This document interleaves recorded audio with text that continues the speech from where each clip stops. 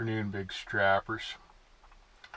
I know that you hear me rant from time to time about drivers' pay and that type of thing and the way drivers are treated.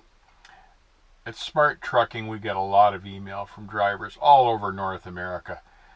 But there are some of the emails that come through that are just depressing. Let me read you one of these latest emails that we received here. This is from a driver named Steven. Many truck drivers are being so badly cheated they are getting other jobs. I just spent a few days at a homeless shelter after being shortchanged. I met 2 other former drivers at the same shelter.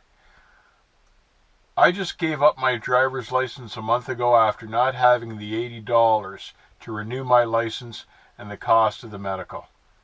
Many other truck drivers are in the same boat.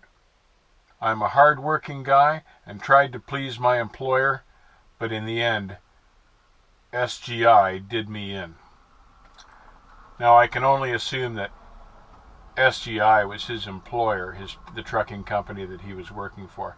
But this type of thing is happening far too often, and it happens all over the States and Canada. Drivers are being abused and cheated out of their pay. And it's bad enough that the pay is too low as it is. And then when these big companies find ways to beat you out of money or trick you or just not pay you at all, and there's absolutely no legislation that comes to the defense of the truck driver in a situation like that.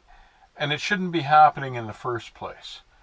And that's why Smart Trucking supports guys like Pat Hockaday, for instance, with his JoJo's paper, to try to prevent the injustice in the pay systems for truck drivers, particularly the company drivers, because they're taken advantage of every day, and the big carriers are making hundreds of thousands of dollars this way by skimming their drivers. Not all the carriers, but an awful lot of them. And it shouldn't be happening. It just shouldn't be happening at all. And that's why drivers are leaving the industry. That's one of the biggest reasons. And that's why there is a driver shortage today. Maybe the mega carriers won't figure it out until it's too late. But that's why now they figure there are about 35,000 drivers short. And it's going to continue. And here we have truck drivers that can't even meet their bills. They're living in cardboard boxes in alleys and homeless shelters because they've been beat out of their pay. Also, some truck company can profit. Support efforts to improve drivers' pay and support efforts like Pat Hockaday's JoJo paper. It's a step in the right direction towards fairness for truck drivers.